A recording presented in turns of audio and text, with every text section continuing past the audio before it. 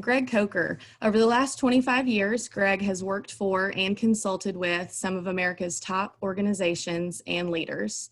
He served in senior level roles for 3 Fortune 500 companies.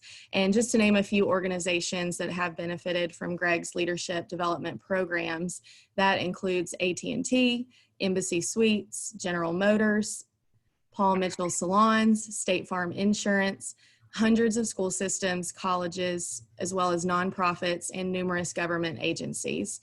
After last week's session, I'm sure a lot of you will agree the 3 values that have driven Greg and today's training, as well as the next 2 weeks and last week's during these unprecedented times that we are in currently, are 3 R's. And just to remind you all, that's re-engagement, recommitment, and reinvention. So I know after last week of session 1 and going into session 2 today on maintaining traction, I look forward to hearing more about that. So Greg, I'll pass it over to you. Thank you, Carolyn and Susie and all the folks out there on the call. Happy Memorial Day. We want to pause a little bit. I heard TAPS several times over the weekend and just love TAPS. There's a great book called Killer Angels, and I'm not a huge Civil War buff, but I do a program, not at Gettysburg, at a battlefield where we take the leadership lessons of the battlefield in Perryville, Kentucky, one of the bloodiest battles in the Civil War. And I do the leadership part of it. A friend of mine, a retired colonel from the Army, does the leadership part, or the Army leadership part of it. But the TAPS actually came out from the Civil War. Each of those platoons had different rallying calls, and that was one of the rallying calls. So I only digress that, but from a leadership perspective, if you're looking for something to do with your team out there, a pretty cool thing to do is have them read that book, Killer Angels, which the movie or the documentary, Gettysburg, is based on that book, Killer Angels. And what we've had folks in our class do is read that book and then look at the general that they most identify with and then apply that to your organization. So there's a lot of cool things out there that we all can do that's development, learning, that it's fun to do. We also do the movie Hoosiers, which is a classic. If you've not watched the movie Hoosiers lately, watch the movie Hoosiers. There's a lot of leadership lessons in there with the character that Gene Hackman plays, and then Dennis Hopper on Redemption. So anyway, but I do pause to be able to salute those that have served in our military and those folks that we've lost. Happy Memorial Day. If you're like me, you're a little bit burnt from 5 days on the lake. And a little bit hungover, not from drinking, but from hauling a bunch of 25-year-olds around a lot of the weekend. But I do appreciate you being on there and are on here, and I salute you all, and because you're on here. During this COVID-19, I'm convinced we're going to learn more, and there'll be more advantages coming out of it. Not to dismiss the COVID-19, the coronavirus has been deadly, literally deadly, and a serious thing. But there's a lot to take away from that. And that's where we talk about today on organizational health. So I salute you and your organizations. A lot of organizations are out there hunkering down. There's nothing bad about hunkering down. We all hunker down. But at some point, you've got to get back up. You've got to reinvent, re-engage, and recommit. And there's no better example of that as the Tennessee Chamber of Commerce and Industry. And obviously what you all are doing personally and organizational, you wouldn't be on here. So the 3 values, again, re-engagement, reinvention, recommitment, those are mine, but I bet you share them. I just came up with it of saying, I've got to re-engage. Re-engage as a husband, as a father, as a community member, as a consultant, a trainer, an author, et cetera. I've got to reinvent. I would have never done these Zoom calls. And it really forced me to reinvent how I deliver things. I'm still going to do live programs, and I can't wait to see you all. Because I've done a lot of work with Tennessee Chamber of Commerce and Industry. I can't wait to be back out there, but I've got to reinvent and add value every day. The recommitment, again, as all those monikers that I mentioned, the father, the husband, for you, the wife, the mother, the sister, the community member, et cetera. So let's talk about organizational traction. There are certain organizations, certain associations, certain chambers of commerce that gain traction. I mean, they're always moving up. You're always reading about Murfreesboro and Nashville and Knoxville and Jackson and Memphis. You're in all the great chambers you're part of. But some of them you're not reading that much about. Some companies out there you don't read, or if you do, it's not the best of news out there. So how do these organizations gain traction? And from a navigator to the lighthouse. And I stole this from a banker organization that I work with quite a bit, the Banker Association. And he said, Greg, we're going from being the navigator for our organizations, the banks out there, of how they're going to get through this COVID-19 and all these SBA loans they did, which they did gazillions of them. How do we go from being a navigator to our membership to being a lighthouse, to a beacon? And I thought that was a great metaphor there. So the metaphor I use on gaining traction with me personally, I've been hopefully somewhat of a navigator, an inspirator, or is that a word? Inspiration. But now I got to be a lighthouse. I've got to be able to help folks that work with me, work for me, and that I work with to be more of that compass out there. So I'm a big reader. I say I used to not be a big reader at all. I'm not really, but I am. A habit becomes a habit after 48 days or so. Actually about 27, research says, but at least 27 to 30 to 45 days. If you can start doing something, it becomes a habit. And during this coronavirus, I've started reading a lot more than I ever did. I mean, I've written 3 books. I tell folks I'm an accidental writer. I'd have never written a book had I not been fired from corporate America. I was hired by a great leader and fired by a great manager. And it inspired me. The greatest motivator is fear. I've studied motivation most of my life.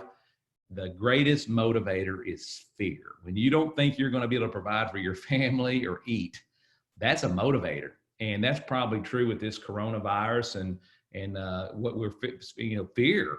Fear will get us to start thinking about paying that debt off. And fear will get me to start thinking about how I'm going to reinvent. But these are the 4 books that I talk quite a bit about in this session. The book Traction, buy the book. I mean, my gosh. I've read a lot of books, the first 3 chapters, but I read the first 3 chapters of this book and then I read the rest of them. I'm like, my gosh, this is strong stuff. Start with Why, the Simon Sinek. We talked about that in the last session.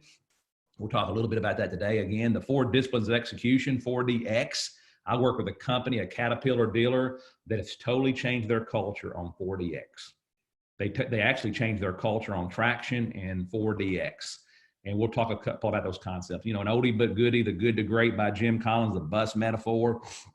Love the bus metaphor. We'll talk about that. Again, if you're having trouble sleeping, these 3 will put you to sleep in a heartbeat, but hopefully you'll enjoy them. I tried to write them as I was preaching to Greg Coker, not to anybody else. So anyway, those are the 3 books. They're available on my website, free downloads. Enough of that commercial. I start every workshop with an action plan.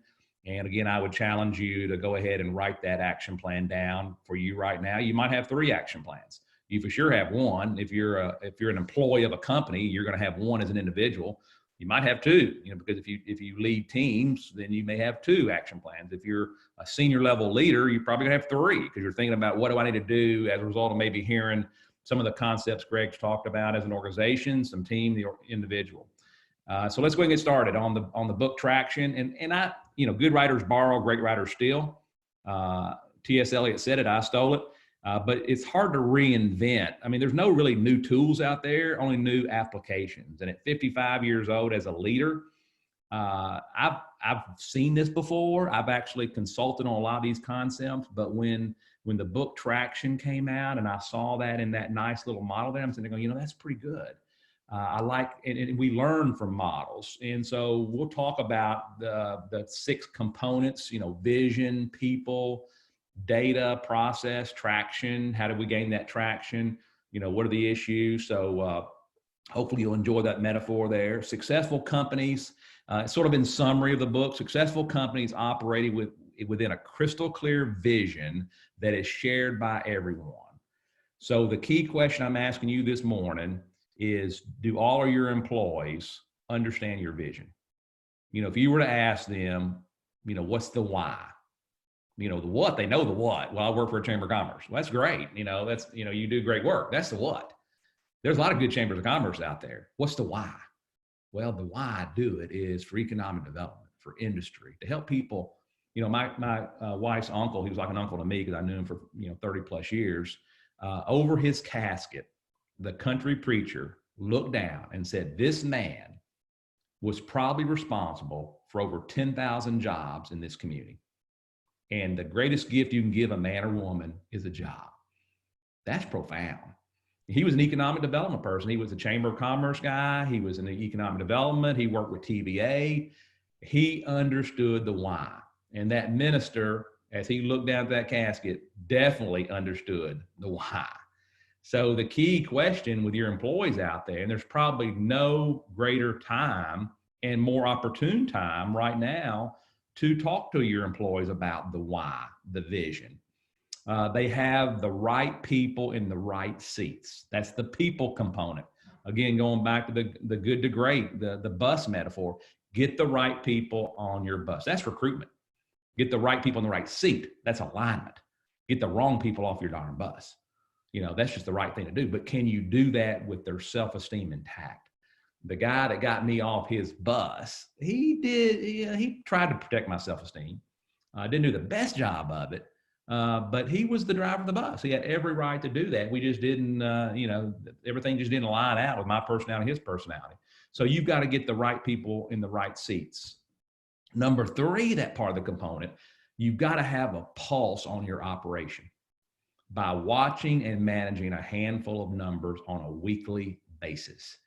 My father-in-law was just a country pull you up by the bootstraps guy. He was born in an orphanage in Louisville, Kentucky, was adopted by a family that owned a grocery store, and started working when he was 5 or 6 years old and never stopped until he was 86 when he died. And he owned a grocery store and a couple of apartment complexes in a little small town in Kentucky. But I remember when I spent the night with my in-laws, my mother and father-in-law, about 3:30, 4 in the morning, I'd smell cigarette smoke. And I could wake up a little bit, get a drink of water, and I'd see Skeeter. That was my father-in-law's name, Skeeter. Name like Skeeter. He was a wild card, but he was at the kitchen table with a notepad, taking copious notes, looking at gas prices, looking at grocery store prices. And that's basically what made him a success, is this number 3. So the key question I ask you on this call this morning is, do you have your pulse, your finger on those key numbers? Not waiting for that quarterly report to come out and then go, oh crap, we're in trouble. Do you look at them every single day? Are your employees aware of them? Number 4, they identify and solve issues promptly in an open and honest environment. Can you call a funk sessions? And I've got to be careful when I say that, F-U-N-K. If we're in a funk in our little team here, do people sort of put their head in the sand? Or do they is your culture enough where you can time out and say, folks, we're in a funk right now. Something ain't right. Let's get in the conference room and let's talk about where we are. The 3 key questions: what's going well, where are we getting stuck, and what should we be doing differently? And at these teams, we'll talk about form, storm, norm, perform. Teams go through predictable stages of growth. If you're not asking your team questions, what's going well, where are we getting stuck, what should we be doing differently on a weekly basis, and you're not having those funk sessions, again, excuse the French right there, then you're not doing number 4. And I'm preaching to Greg Coker because I've not done these number 4. What kind of culture do you have where people feel comfortable without you're not shooting the messenger? Number 5, they get everyone on the same page with essential procedural steps, and then they get everyone to follow. And that's the process component. What kind of process or what kind of problem solving are you doing? Do you know GBAS? When I worked for Bell South on Donaldson Pike in Nashville, Tennessee, I was teaching a class, and one of the country guys down there outside of Donaldson said, Greg, you've been talking about problem solving. I can sum up what you've been talking about by GBAS. And I went, what? And he goes, GBAS: goals, barriers, alternatives, action plan, sequence, and maybe can't do it. Goals, barriers, alternatives, selection, and sequence. The GBAS, we'll talk about that a little bit later on. Do you have something real quick and easy for your employees to always be thinking, creativity and problem solving? And then number 6, the execution component. They bring discipline and accountability. And that's that 4DX book. Are they organized? Are they disciplined? So there they are again, a pictorial image of them again, the vision, the data, the people, the issues, traction, process. Again, you can, I know Carolyn's sending out these PowerPoints. You're welcome to use these PowerPoints. Hopefully you will share them with your employees. So let's talk about all these components. I call number one, the strategic alignment. You know, the strategic alignment is if your chamber has an overall mission, vision, goals, objectives, that's at the highest level. But if you've got 10 departments underneath at the very top of the chamber, if you're the CEO, every one of your departments should have a mission, vision, goals, objectives. Are they aligned? Are they supportive of and congruent with your major mission and vision? Successful owners, managers, association members, leaders not only have compelling visions for their organizations, but they also know how to communicate those visions to people around them. We talked about the why, you know, the Simon Sinek, Google Simon Sinek TED Talk, the #2 most downloadable TED Talk, the book Why. They're values driven. They know what their values are. Mission and vision, I don't say it's easy. Mission is what you do, vision is what you like to become, but the values, do you know your values? I did a workshop and the CEO of the company stood up and he said, I've got $100 bill in my hand. If anybody in here can stand up and tell me all 6 of our values, the $100 there, not one person out of almost 100 people knew the values enough to be able to stand up there. And he realized, he wasn't trying to put anybody on the spot. He realized, I've not done my job as a CEO up to be that value-driven organization. They have marketing plans. They have a 1-year target, a 3-year target, a 10-year target. Now, I know you're sitting there going, I've done that. Well, you better be doing that because I work with a lot of chambers of commerce. And I work with a lot of associations. They're sitting there going, Greg, we hope this doesn't happen, but we might lose membership. If they're looking at their budgets and they've lost money and they've had to lay off people, we might be on the chopping block there. So what happens if we lose 10% of our membership? Those are those marketing plans and those are those 1, 3-year, 10-year targets. Are you adapting? I know you are. We talked about the golden circle. That's the Simon Sinek, the why, the how, the what. The key question is, are you communicating your why? The why is Martin Luther King, I have a dream. He didn't say I had a plan. Not very many people have been pumped up about it. We still wouldn't be celebrating his life and legacy with, I have a plan. We've all got plans. I've got a dream. People follow your why more than the what. You got to articulate your what, your how are your policies, and your why is that I have a dream. And then, of course, what Simon Sinek did and does, and what I talked about last week is the limbic part of the brain and the neocortex.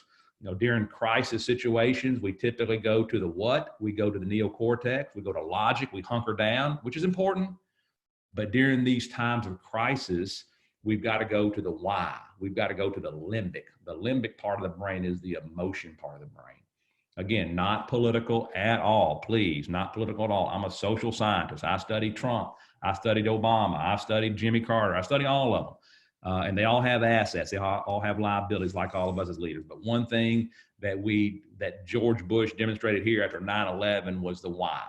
Again, if we go backwards on the limbic and the neocortex, if you look, and the why, the how, and the what, if you look at it now, it looks like a target. But if you stand underneath it, if you put your computer on the floor and look down, it looks more like a cylinder. It looks more like a megaphone.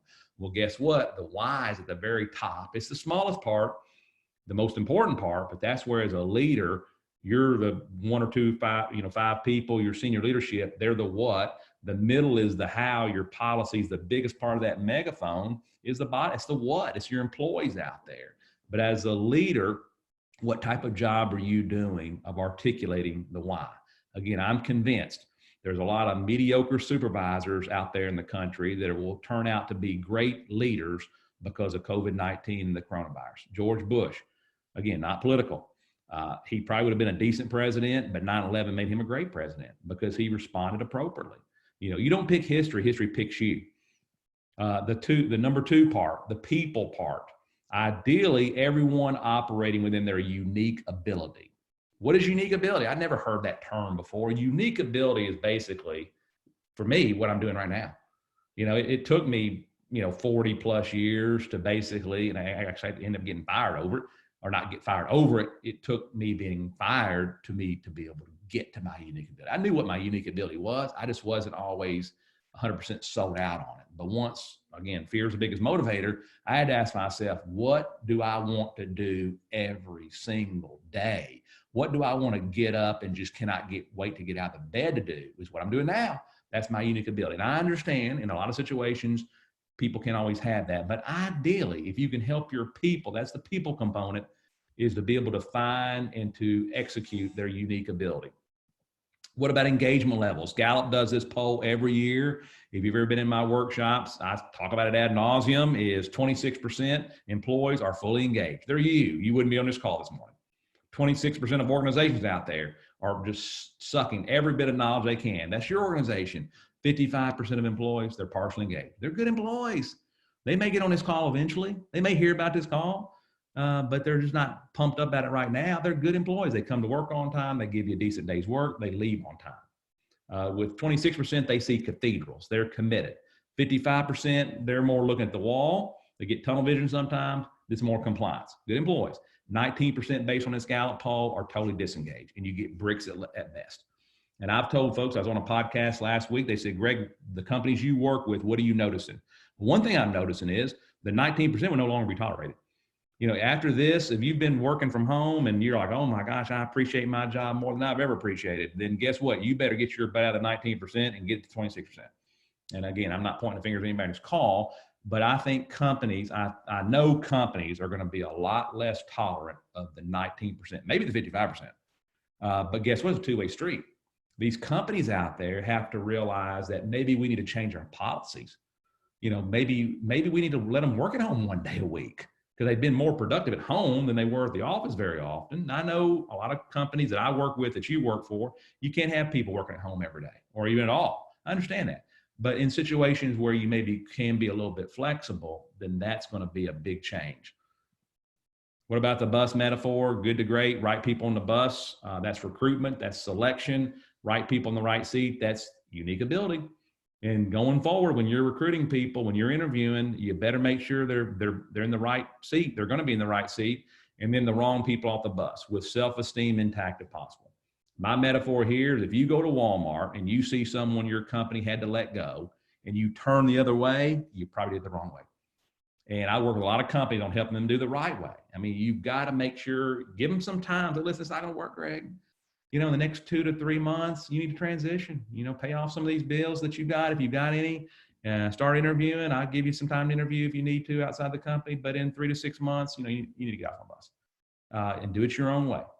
That's the right way to get people off their bus, not the wrong way, which we've done for the last 100 years. GWC, they get it. They want it. They have the capacity to do it. Never heard of GWC before 4DX and before the book Traction. I love it, because guess what? When you're interviewing people, you need to make sure they're in the 26%. You need to make sure they have the GWC. But right now, pointing my finger at Greg Coker, do I have the GWC? Do I get it? Do I want it? Do I have the capacity to do it? So if Carolyn and Susie say, we're going to hire Greg Coker, we got a job opening, and Greg, would you like to join the team? I'm like, well, and guess what? I love the Tennessee Chamber of Commerce and Industry. But I'm sitting there thinking, do I really just need a job right now? And I'd like to get back to maybe working for myself at some point. So yeah, I'm going to do this sort of part-time. In my mind, I'm thinking this, well, do I get it? I may not understand the mission or vision, the values. Do I want it? I want it for short term. Do I have the capacity to do it? Well, sure I do. I've been teaching, training. I've worked with Susie. I've worked with Carolyn.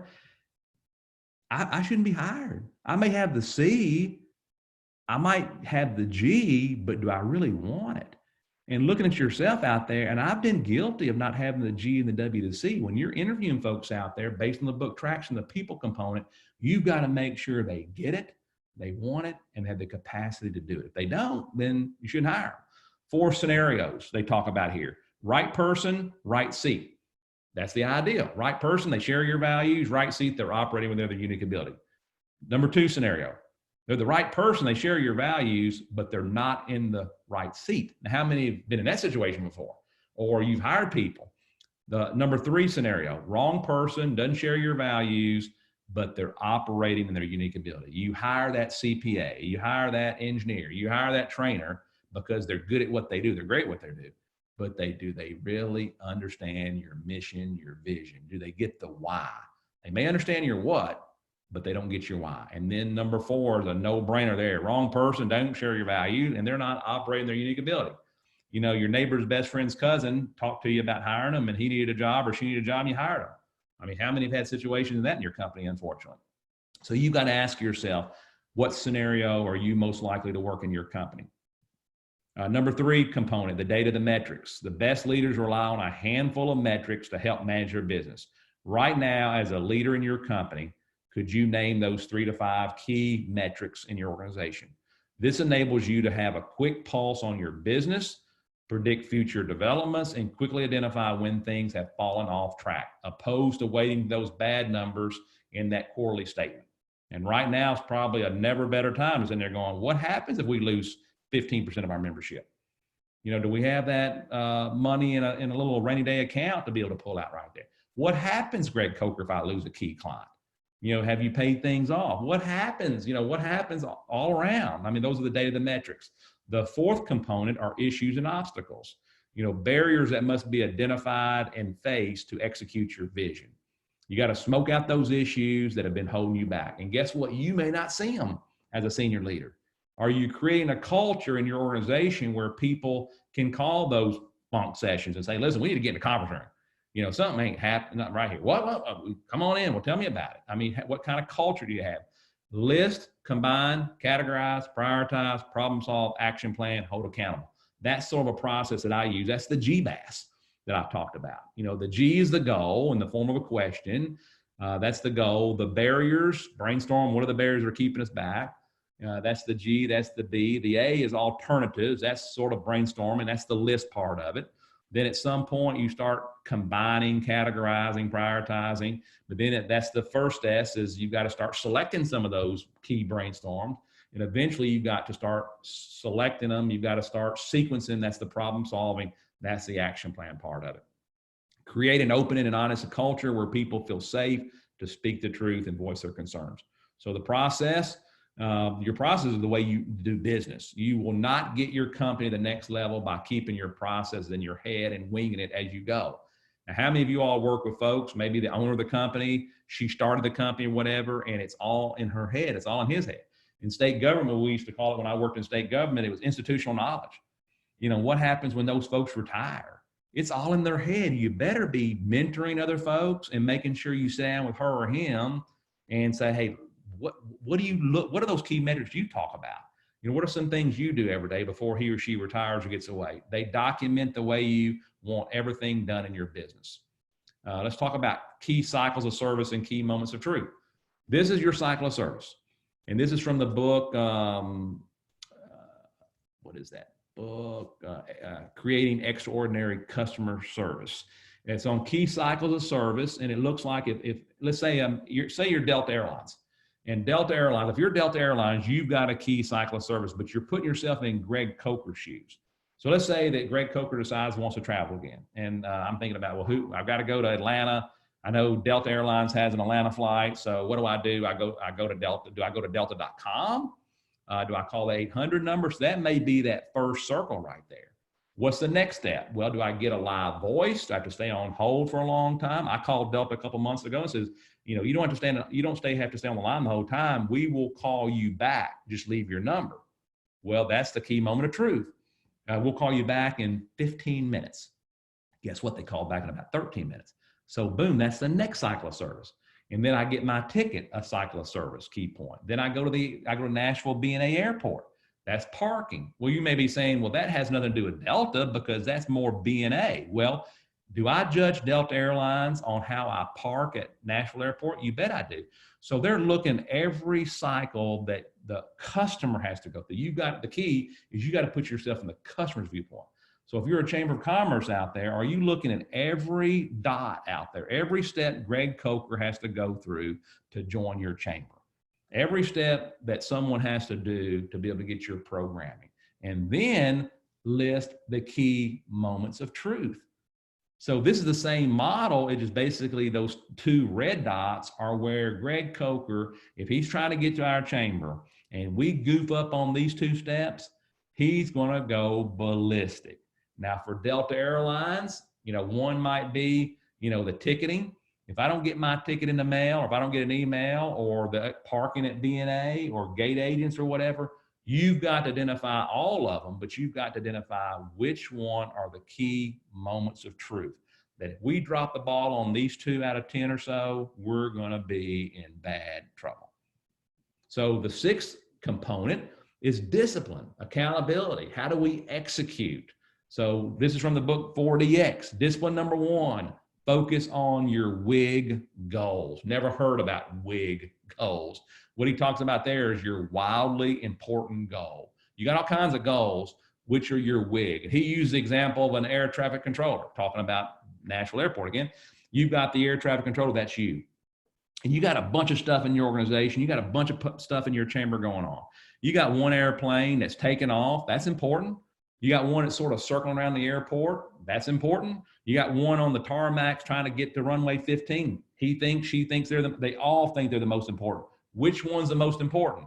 That one coming hot right now. So guess what? You're the air traffic controller in your organization, and you've got to identify that WIG, that wildly important goal. Does everyone in your organization know their WIG goals? So one formula might be from X to Y by X. From monthly income in the chamber from 16,000 to 19,000 by 12/31, or in your organization. I mean, how do you do that? How do you put that into a formula? Discipline number 2, based on the book 4DX, is measure lead behaviors that support lag results.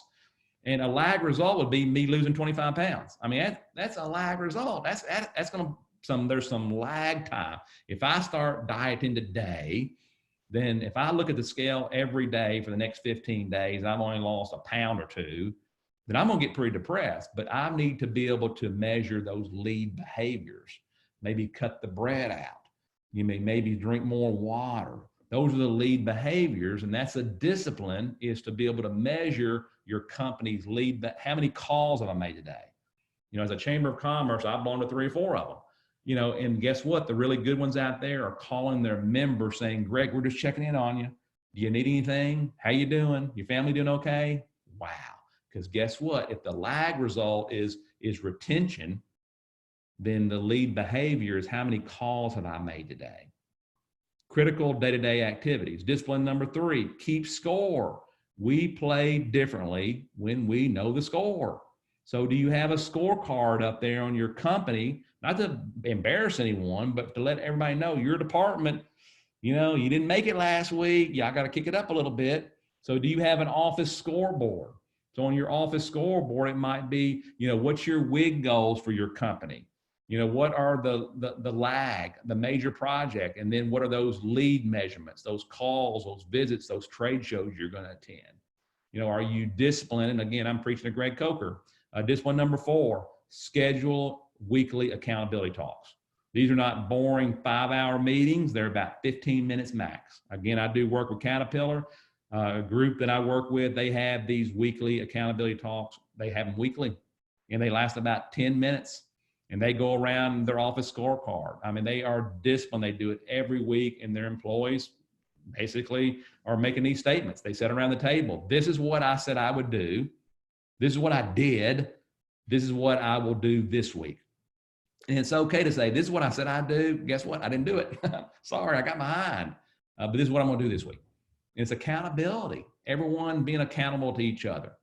So what about those quarterly rocks? I love the Stephen Covey, and that's your next assignment is Google Stephen Covey, the rock exercise. So what he does is if you Google rocks video YouTube, it'll come right up. I mean, what he basically, he puts a glass cylinder on a table. Next to the cylinder, he has rocks, he has gravel, sand, and a glass of water. He asked for a participant in the workshop. He basically says those rocks are your main priorities. They're the big rocks. The gravel, the smaller rocks, those day-to-day responsibilities. The sand, a bunch of that, interruptions. I'm trying to have coffee by myself. Somebody walks in before I know it's 30 minutes later and we're still chit-chatting. The water is everything else that comes into your life. Typical day is what he talks about is we put the water in first. We put the sand in next, the gravel next, and the rocks at the end of the day, if we can get them in there. What he suggests, and I've not done a good job of that, put the rocks in first. Start the day with the main priorities if possible, the prayer time, the family time, being able to talk to your employees about what's going on this week. Had you have a good weekend? Those are the rocks, the gravel necks, those day-to-day responsibilities, that list of maybe 7 things I need to get done today. You're going to have some interruptions. You got to manage those. And then that water, those unexpected interruptions, everything else. Again, when Stephen Covey did that, I'm like, son of a gun. Makes it sound so easy, but it's not easy at all. He talks about 90-day rocks, those short-term priorities that are supportive of and congruent with your company vision, that strategic alignment. 3 to 7 most important priorities for your company, for each member of your leadership team, and for all your employees. This is your performance management part of it. Throwing some of those rocks out the window. I mean, how many have rocks out there that we need to throw out the window? In the 1500s, Cortez went down to Mexico from Cuba. And when he landed on the banks of Mexico, he had 10 or 11 ships. Guess what he said? He looked at all of his guys and said, burn the ships. We ain't coming home. We're gonna invade. We're gonna be successful. So the metaphor that I use here is, Greg Coker, you got a bunch of things going on.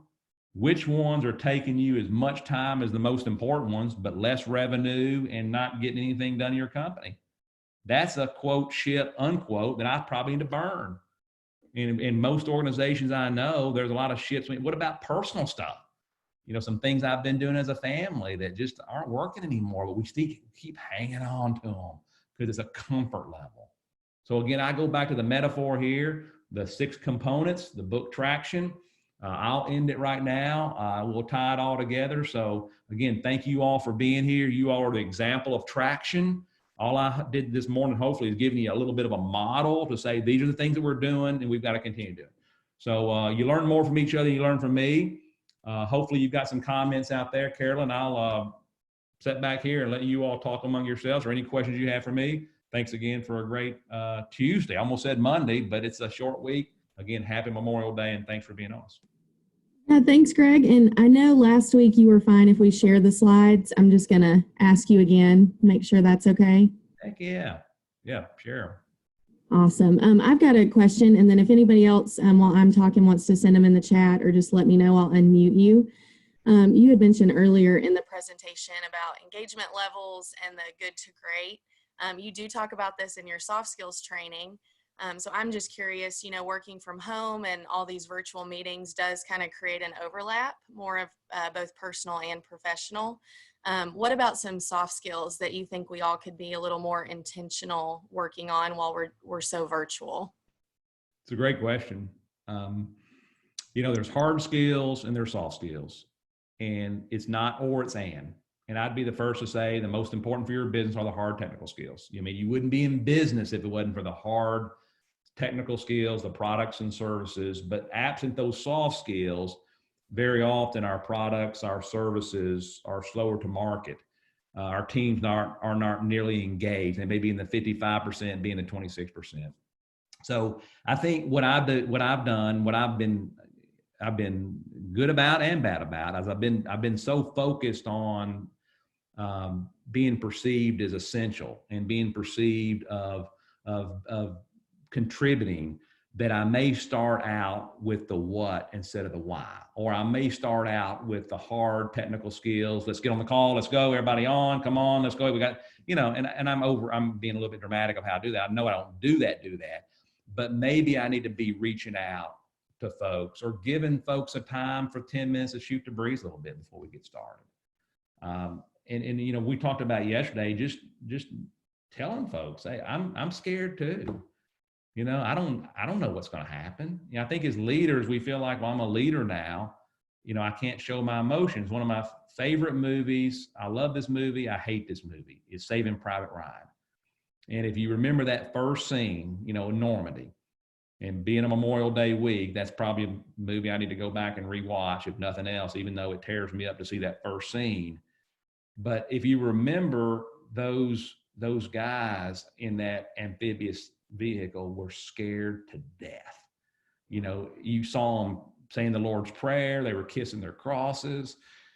and then you had you had the guy up there that had a chaw tobacco in his mouth. He was the platoon leader. I mean, he was sitting there, chewing tobacco. It may have been a facade. I mean, maybe he just has that thick skin, which I think as a leader, you've got to be that guy or gal up front that's saying, we're going to get through this. But there's nothing wrong by reaching back and grabbing that guy's hand and holding his hand and saying, I love you, man. We're going to get through this. And I think very often as leaders, I know me, I want to put that tough face on, which is important, but there's nothing wrong during these times of uncertainty to reach out and hold your fellow person's hand. And that may be a phone call before the Zoom call. I don't know if that answered your question or not, but there's never been a better time to be focused on forgiveness and reconciliation. In those soft skills trainings, I expand the definition of soft skills to be so much more than just basic work skills. It is forgiveness and reconciliation. It's love. It's trust. It's all those things that now more than ever, we probably be reaching out to our employees with those soft skills. Other questions, comments? Thanks for starting us off. Yeah, thanks, Greg. I'm not seeing any additional ones come in. So what I might ask is, do you mind just kind of giving us a wrap up on kind of takeaways and on maintaining traction and how we all kind of just keep moving forward? Yeah, I mean, the maintaining traction for me is discipline, and I'm not always the most disciplined person. Yeah, I'm ADHD very often, and I'm a multitasker. I have a lot of stuff going on in my life, and that's good. But the 4DX and the traction gives a model of saying I need to be putting my finger in those 3 measurements, 3 to 5. What are my WIG goals? The one that's profound for me is the burning the ships. I started a podcast a couple years ago. It was fun. I enjoyed it. And a guy asked me, he wanted to invest in it. And a real successful guy was going to have lots of money. And I thought, oh my gosh, this is my big break. We met. He said, put together a memorandum of agreement of what you think it might look like. I did. And basically, he was a famous guy too. I said, all I want from you, Jim, is you share your contacts. I'll do all the work. I'll give you 20% off top. I mean, I had it all written out. And I went to him at Panera Bread and we sat down and he looked at me. He said, I'm not investing in your business. And I went, what? After I've done all this work? He goes, no. He goes, I think this is fun for you. It's not your unique ability. He didn't use that word unique ability. He said, that's not what you're the best at. I think you're really good at the training, the writing, the doing things like that. That's your core. I think this podcast is something fun for you. And I'm afraid it's going to take away from your core business. So for that reason, I'm not investing in your business. And I looked at him like one part I wanted to hit him. The other part I wanted to hug him, because what he was basically doing, he's an older gentleman. He's like a father figure. He was basically saying, that's a ship you may want to consider burning, Greg, because it's taken away from your core business. And that was profound. And that helped me. So, I think wrapping up is take those 6 components and ask yourself, how disciplined on every one of them are you? And are you values driven? I know your mission and your vision. Do you really know your values? Or is it just something you did at a strategic planning session 5 years ago? Is it time to get those values out and dust them off? Or adding a couple of them working from home? Flexibility with our employees. With these new employees out there, they've gotten used to working at home and they're 10 times more productive probably than they were at work. And again, not that you got to have them to come back, but maybe part of your values is reasonable flexibility. I don't know. I'm just making that word up, where it's reasonable. I mean, you can't work at home every day, but like, guess what? On Fridays, every other Friday, you all coordinate with your team. As long as we got some coverage here, every Friday, somebody works from home if you're available, but I don't know, maybe reasonable flexibility. And I just never thought about that before. That may be a key value. So those are some of the takeaways that I would maybe grab. Which one's for you, Carol? Just what grabs your attention?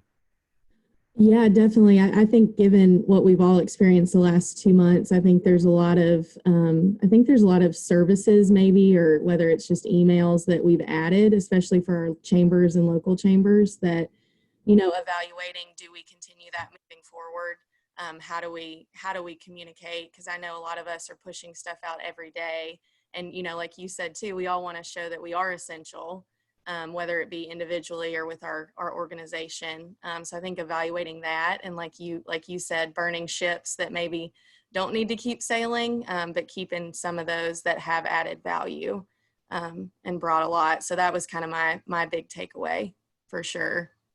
I sent flowers to a key client. It's my largest client, and I've never sent flowers before. I sent a bouquet of flowers, and it cost me $100. And I'm just going to tell you, I mean, I'd never spent $100 on flowers, but it was in a bigger town, and by the time the delivery charge and taxes, right at $100. But it's my number one client. And on the way home that night, the CEO of the company called me and said, "Greg, you made our day. It's on our conference table. It brightened the conference room up. It smells great." And he said, "I'll tell you something also." He said, "My dad was into flowers, and he had a garden, and he always had roses." He said, "I smelt my dad all day long because of you." And I'm sitting there thinking, why haven't I sent flowers to my clients in the past? And I think what's happening, I see a lot of these organizations like me and like you is they're just bombarding our clients with, "Here's why I'm essential. Here's why I'm essential. Here's why I'm essential. Here's why I'm essential." Maybe a flower, a bouquet of flowers. Thank you. And nothing wrong by saying, I don't know if you want to say, I've not told my clients this, I'm scared. Please keep me. I value you. Please, I need you. Hopefully I'm continuing to add value. I think people, it's never been a better time to be real. And people are now a lot more open to be real, and be real, and B, listen to other people be real and accepting it being that real. It's the soft skills. We got slowed down by this corona. I mean, it's probably better, we got cooped up. Guess what? It's a good time to be sharpen up on my soft skills. And I have, by desperation, by looking out the window now and seeing somebody walking down the street. I mean, if I went on this call, I'd be opening the door going, "Hey, how you doing?" Yeah. They're like, "Who's this weirdo?" But I just want to go out there and love on people now. And I think most of the folks out there want to do something like that. So thank you all very much. Any closing thoughts? Carolyn, next week is stress management? Stress management next week. So like Greg mentioned, and I mentioned in the intro, but please feel free to share this invitation with, of course, all your local chamber members, anybody else with your company or organization, but also any family members. If you're out yelling at your neighbors like Greg might be, you're welcome to send that to them too. But it'll be a great session. So same time, 10 a.m. next Tuesday. And we look forward to seeing hopefully everybody again. And we'll add a few more people who might still be on a holiday. So thank you, Greg. Great job as always. My pleasure. Thank you all. Oh, and just one more thing. I'm sure once maybe we return to a new normal or back to semi-normal, hopefully we'll have Greg again for the soft skills training. So I felt like today kind of hit on a lot of what he discusses in that session as well. So we'll look forward to that in the future. So thanks, guys. Y'all have a good rest of the week. We'll see you next time.